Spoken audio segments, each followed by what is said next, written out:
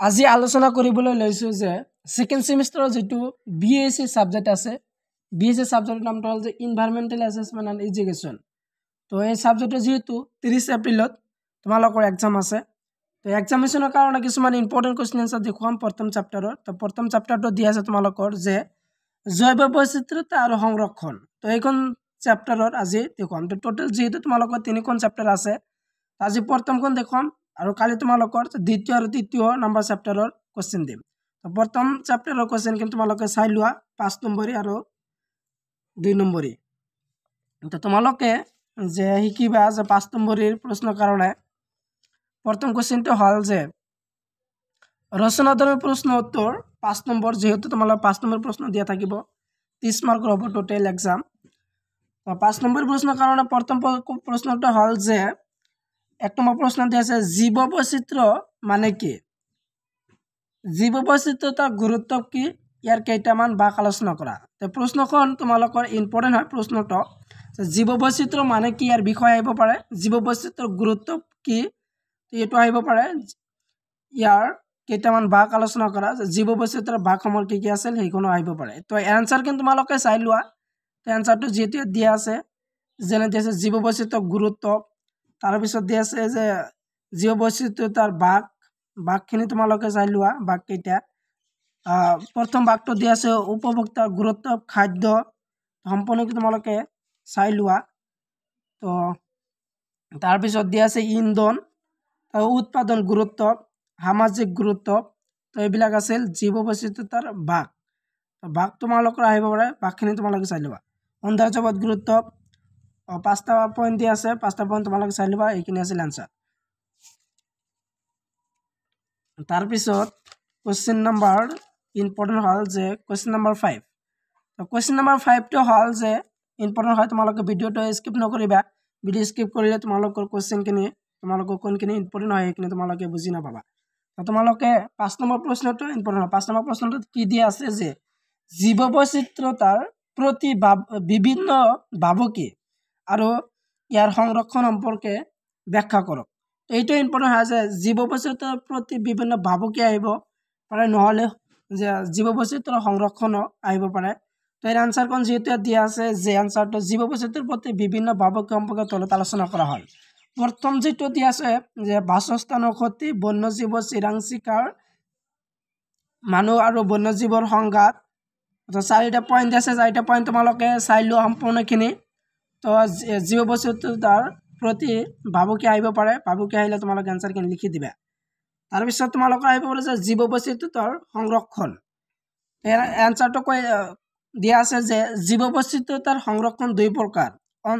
অন্তঃস্থান সংৰক্ষণ আৰু বহিঃস্থান সংৰক্ষণ তো অন্তঃস্থান সংৰক্ষণ যেহেতু দিয়া আছে সম্পূৰ্ণ চাবা বহিঃস্থান সংৰক্ষণ কিনো তোমালোকে চাবা এইটো প্ৰশ্ন ইম্পৰ্টেন্ট হয় 30 তাৰিখৰ কাৰণে বিএসসি সাবজেক্ট যেটো এনভাইৰনমেন্টাল এসেসমেন্ট এডুকেশ্যন সাবজেক্ট আছে যেহেতু তোমালোকৰ এইখন পেপাৰৰ বিএসসি যেটো সাবজেক্ট আছে যেটো 30 মাৰ্কছৰ তোমালোকৰ এক্সাম হ'ব আৰু তোমালোকৰ 30 মাৰ্কছৰ এক্সাম হলে তোমালোকৰ 5 মাৰ্ক হ'ব তোমালোকৰ 12 তো তোমালোকৰ 12 5 মাৰ্ক হ'ব 5 মাৰ্ক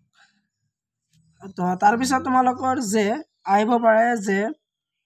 যেটো 8 নম্বৰ প্ৰশ্ন বুলি দিয়া আছে 8 নম্বৰ যেটো 1 নম্বৰ যে আৱাস ভূমিৰ অভাৱ বা বিলুপ্তি এটো তোমালোকৰ আহিব পাৰে 100 টকা তো 5 নম্বৰৰ প্ৰশ্ন কাৰণ শিকি যাবা ইয়াৰ আনসাৰ কিন্তু তোমালোকে চাই লোৱা এইবিলাক আছিল আনসাৰটো তোমালোকে ভালদৰে চাবা 2 নম্বৰ যেটো আছে চিৰাং চিকাৰ তো 2 নম্বৰত চিৰাং চিকাৰৰ বিষয় আহিব পাৰে তো এইটো তোমালোকে শিকিব লাগিব তো এইটো শিকিবা এইখিনি আছিল ইয়াৰ আনসাৰ তাৰ পিছত আৰু এখন ইম্পৰ্টেন্ট দিয়া আছে মোস্ট ইম্পৰ্টেন্ট ভেৰি ইম্পৰ্টেন্ট প্ৰশ্নটো হ'ল যে প্ৰশ্নটো দিয়া আছে 9 নম্বৰৰ যিখন প্ৰশ্ন মানুহ বন্যপ্ৰাণীৰ মাজত সংঘাত কিয় লাগে মানুহ আৰু জীৱৰ মাজত সংঘাত হোৱাৰ কাৰণ কি এইটো অত্যন্ত গুৰুত্বপূৰ্ণ হয় এই প্ৰশ্নটো যোৱা বৰ্ষত আহিছিল 2024 বৰ্ষত যিখন এনভাইৰনমেন্টাল এসেসমেন্ট এডুকেশ্যন সাবজেক্টৰ এক্সাম হৈছে তো এইখন এক্সামিনেশনত আহিছিল আৰু ইন্টাৰনেল এক্সামিনেশনত আহিছিল এই প্ৰশ্নটো তো এই বৰ্ষত আহিবলৈ বহুতেই চান্স আছে প্ৰশ্নটো যে মানুহ আৰু বন্যজীৱৰ মাজত সংঘাত হোৱাৰ কাৰণ কি তো এই প্ৰশ্নটো 5 নম্বৰ প্ৰশ্ন কাৰণ শিকি যাবা এৰ আনসাৰখিনি চাই লোৱা সম্পূৰ্ণ আনসাৰটো তোমালোকে ভালদৰে শিকি যাবা প্ৰশ্নটো ইম্পৰ্টেন্ট হয় তোমালোকৰ তো এইবিলাক আছিল আনসাৰটো তোমালোকে চাই লোৱা তাৰ পিছত দিয়া আছে যে 10 নম্বৰ যিখন প্ৰশ্ন 10 নম্বৰ প্ৰশ্নটো হ'ল যে ভাৰতৰ বিপন্ন প্ৰজাতিৰ জীৱৰ বিষয়ে আলোচনা কৰা তো এইটো অত্যন্ত গুৰুত্বপূৰ্ণ হয় প্ৰশ্নটো তো তোমালোকৰ এইটো আহিব পাৰে তো ইয়াৰ আনসাৰ কি তোমালোকে চাই লোৱা তো তোমালোকৰ যে ইয়াত যেহেতু দেখিবলৈ পাইছা যে বৰ্তমান আমাৰ দেশৰ বিপন্ন জীৱ বা উদ্ভিদৰ এখন সম্পূৰ্ণ তালিকা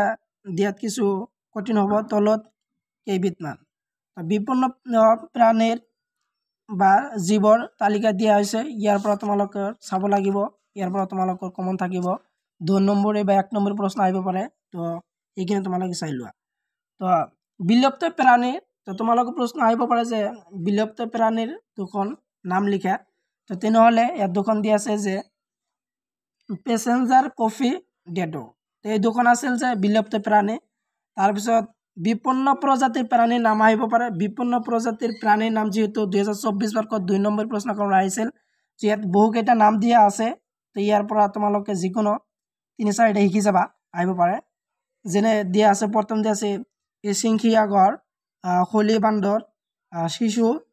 হাড়গিলা তো এইবিলাক আছিল যে বিপন্ন প্ৰজাতিৰ প্ৰাণী তো প্ৰাণীৰ নামখিনি তোমালোকে শিকি যাবা আৰু এখন আছে যে বিভিন্ন প্ৰজাতিৰ উদ্ভিদ তো বিপন্ন প্ৰজাতিৰ উদ্ভিদৰ নাম আহিব পাৰে তোমালোকৰ 2 নম্বৰ প্ৰশ্নৰ কাৰণে তো ইয়াত যেহেতু দুটা নাম দিয়া আছে ব্লু বেণ্ডা আৰু দিয়া আছে যে কলচি উদ্ভিদ এই দুখনৰ বিষয়ে তোমালোকৰ আহিব পাৰে তো দুটা নাম তোমালোকে শিকি যাবা এইটো ইম্পৰ্টেন্ট হয় তাৰ পিছত তোমালোকে শিকিবা যে তোমালোকৰ যেটো এক্সামিনেশন আছে 30 তাৰিখৰ তাৰ কাৰণে তোমালোকে শিকিব লাগিব তোমালোকে চাই থকা তোমালোকৰ যে পেজ নম্বৰ 9 পেজত দিয়া আছে পেজ নম্বৰ 9 পেজত দিয়া আছে যে পৰিস্থিতি তন্ত্ৰ কি তো পৰিস্থিতি তন্ত্ৰৰ বিষয় আহিব পাৰে এটো শিকিবা ইয়াৰ পিছত যে 11 নম্বৰ যেখন প্ৰশ্ন আছে পৰিস্থিতি তন্ত্ৰবোৰ কেনেদৰে সংৰক্ষণ কৰিবা তো ইয়াৰ বিষয় আহিব পাৰে এটো শিকিবা তাৰ পিছত শিকিবা যে আৰু এখন ইম্পৰ্টেন্ট ভেৰি ইম্পৰ্টেন্ট প্ৰশ্ন যে যেটো 14 নম্বৰ পেজৰ যেটো 16 নম্বৰ প্ৰশ্ন দিয়া আছে যে প্ৰশ্নটো যে জীৱ বৈচিত্ৰতাৰ উষ্ণীয় চিত্ৰ অঞ্চল কোনবিলাক তো এটো ইম্পৰ্টেন্ট হয় তোমালোকৰ যে উষ্ণীয় অঞ্চলৰ নাম আহিব পাৰে তো এখন তোমালোকে শিকিবা তো ইয়াৰ আনসাৰটো যেতে ভালদৰে দিয়া আছে ইয়াৰ পৰা শিকি যাবা এটো ইম্পৰ্টেন্ট হয় ইয়াৰ পিছত শিকিবা যে চমুটকা তোমালোকৰ যে 5 নম্বৰ প্ৰশ্ন আহিব পাৰে যে অসমৰ ৰাষ্ট্ৰীয় উদ্যান